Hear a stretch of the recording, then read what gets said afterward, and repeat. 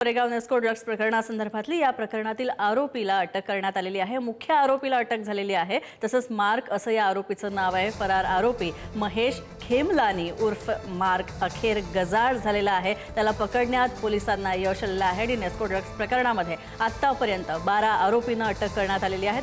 तसंच महेश खेमलानी हा ड्रग्ज रॅकेटमधील मुख्य सूत्रधार होता, मुख्य तस्कर होता आणि थायलंडला पळून जात असताना सापळा रचत मुंबई विमानतळावरून मार्क याला अटक करण्यात आलेली आहे। आरोपी जिया जेकबचा तो लिव्ह इन रिलेशनशिपमधला पार्टनर असल्याचं सुद्धा समजतंय।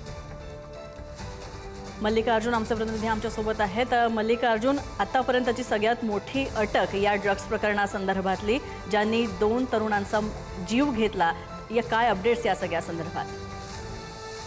कीच आपण पाहिलं तर जे ड्रग्स पार्टी होती त्या ड्रग्स पार्टीमध्ये 2 तरुणांचा मृत्यू झाल्यानंतर पोलिसांनी तपासाला वेग घेतला आणि वनराई पोलिसांनी आतापर्यंत 12 आरोपींना अटक केलं होतं, ज्यामध्ये मुख्य आरोपी महेश खेमलानी आहे, ज्यांच्या थ्रू हे सगळं ड्रग्स सप्लाय व्हायचा। मात्र या जे ऑनलाईन पेमेंट व्हायचं ते ऑनलाईन पेमेंट तर कोणाच्या अकाउंटमध्ये व्हायचं या सगळ्या गोष्टीचा जर पोलिसांनी तपास केला तर जे जिया जॅकब म्हणून आहे, जे लिव्ह इन रिलेशनशिपमध्ये होती, महेश खेमलानी यांच्या लिव्ह इन रिलेशनशिपमध्ये होती, त्यांच्या थ्रू ह्या अकाउंटमध्ये हे सर्व पैसे ट्रान्सफर व्हायचे।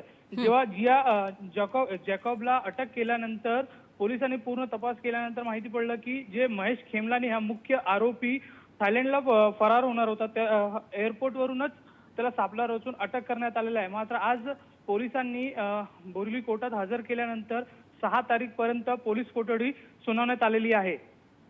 धन्यवाद मल्लिकार्जुन या सगळ्या अपडेट्सबद्दल।